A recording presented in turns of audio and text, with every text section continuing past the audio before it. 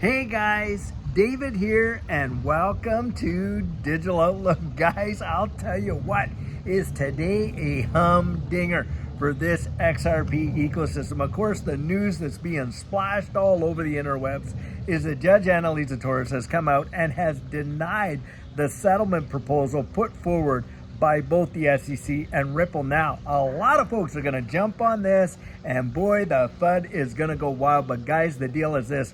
It is all based on procedural matters. In fact, a particular rule, it appears Rule 60, that requires these guys to show substantial reasons why they should be changing the whole narrative with respect to this, because they put it forth as a settlement, with respect to this. And Judge Torres has come out and said, hey, listen, guys, you're not following the right court procedure to do this. You're going to have to refile this thing. Now, Stuart Alderati has come out and he has addressed it and said, listen, this is not a big deal.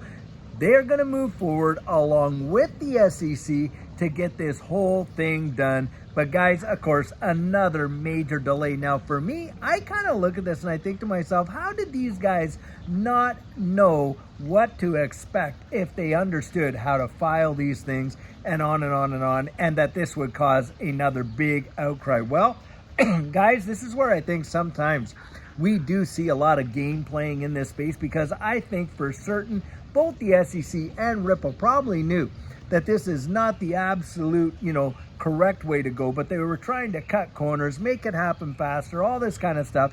And of course, that has caused a lot of quote unquote ripples in the whole XRP ecosystem. And you can bet your bottom dollar that folks are going to come out there and blow this up into something that it is not even. They're going to turn this molehill into a mountain. And why do I believe that? Well, guys, we've seen it.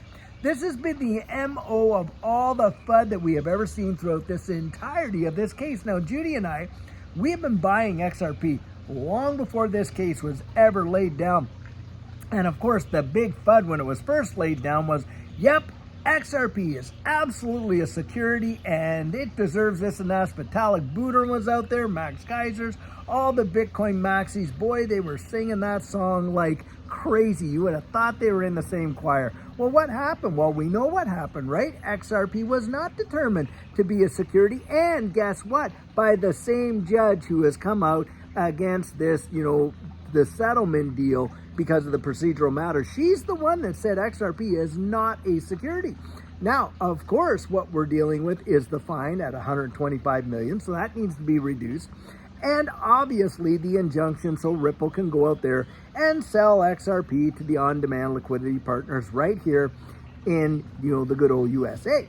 And with respect to this decision, a lot of them are emphasizing that what they're saying is the court, procedure says they have to show a substantial cause. Well, there is substantial cause. And I think that the SEC and Ripple are going to be able to make this argument. And the substantial cause is this. When you're dealing with on-demand liquidity, you're not really talking about a contractual agreement that is depending on the, the efforts of others like the Howey test would do in order to see appreciation. Why? Because they're not buying it for that purpose, guys. They're buying it for its utilization in cross-border remittances. They're buying it for its utility. And I believe 100% that is going to come down. And yeah, of course, we got a few more hurdles that we're going to have to go through. And this just seems to be the way that this game is being played. But for me, I'll tell you what, should we see a significant dip in the price of XRP because of this, it is going to be like when they dropped the lawsuit itself. When they dropped the lawsuit back there, December of 2020, the price of XRP absolutely plummeted to 17.48 cents, and 4 months later, guys, $1.97, a 1,200% return under all the scrutiny that it was under and all of that. And that is why I don't think the market is hardly reacting to this news. XRP down, 5%? That is nothing in comparison to the drop that happened when they laid this case down. And obviously, I think that a lot of people are aware that this is going to get settled. It is going to get resolved. It's just another hiccup in the road. But I'll tell you, if we see a knee-jerk reaction in the drop of the price, that is not in the least bit, in my mind, going to affect the potential appreciation for XRP in this bull run cycle, because we've been here before, guys. You would have thought that all of the uncertainty back there in 2020 and 2021 with the dropping of, the lawsuit right from the get-go would have absolutely decimated. XRP would have never recovered. In fact, there are folks back there saying, listen, it's going to go below 10 cents. It's never coming back, on and on and on. Guys, that is not what happened. So for me, I don't really listen to all the fudsters and things like that. Sir, this is not a decision that we were expecting to get or we even hope to see. But guys, I do think it's going to get resolved, especially when you're looking at these legal analysts. You got James K. Filan was the one who originally I saw had put it out there. And I have a couple images here that I'm going to post right on the video, and I'll let them sit there for a few seconds. You can pause the video. You can read the judgment for yourself and see exactly what it's being said, so you don't have to go with all the fudsters and all that kind of stuff. They are going to have to demonstrate a substantial reason why the change should be coming in. Guys, they're going to make the argument. It is going to happen. That's personally what I believe. But on top of that, I do not think it's going to have the impacts that a lot of these fudsters thinks it's going to have in holding the price of XRP back from making an amazingly powerful move. Guys, you think about this. If XRP was to do a 1,200% move from where it is now, like back there in 2020 when they dropped the case, what are you talking about? Well, hey man, you're talking about what, a $20 to $25 minimum price for XRP? Right there, guys, that's what we're talking about. It is a big deal, and I don't think that it's going to have the the negative impacts that a lot of these fudsters will think. But just check these two images right out here, and you can pause it and read it if you like.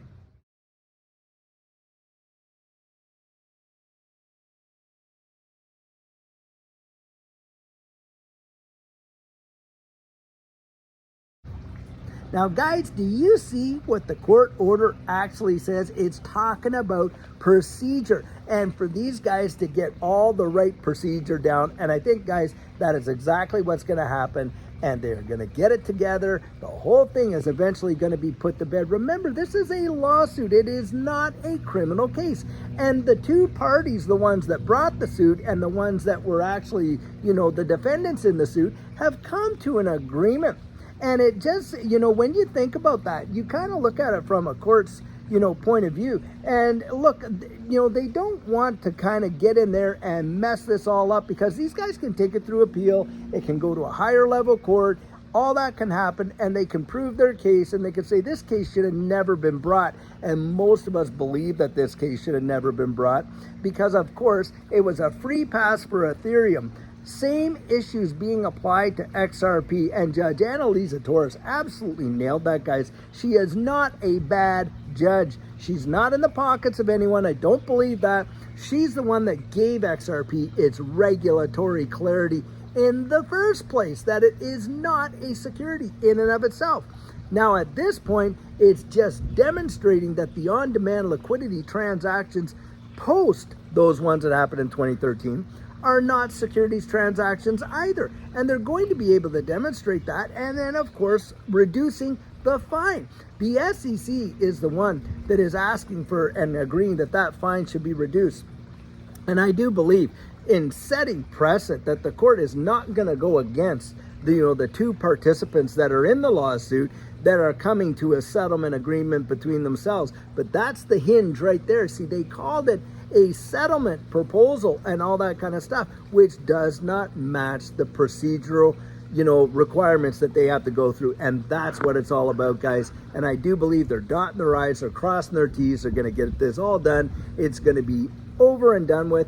And if there is a dip, for me, that's going to represent, I'll tell you what, opportunity, if it's a significant dip. But I don't think we're going to get that significant dip like we did back there in 2020. Not at all, guys. I'm not shaking not one incy teensy weensy bit. In fact, it just emboldens me all the more to know that what we've got here is something that has true and genuine long-term lasting value, or they would not be attacking it as much as what these fudsters do. Not on your life. They would let it go to sleep. They would let it go to bed. They wouldn't even chase it. Look what Library, when they went after Library, hey, did they Did all of this FUD? No, I have never seen an ecosystem yet that gets the FUD that XRP does. And that right there tells me that there is genuine and lasting value in it. Guys, it is a massive, massive deal. Don't let yourself get shaken out and get shaken about because of all that you're hearing.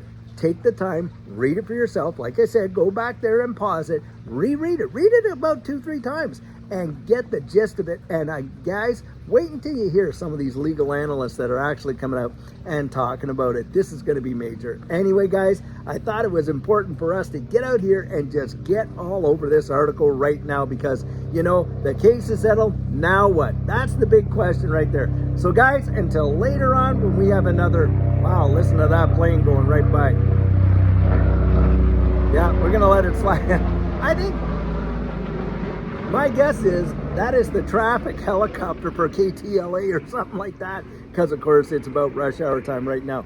Guys, just hang on. It is going to be something big. I really believe it. And until tomorrow, when we're going to have another amazing video for you, have a great one and take care.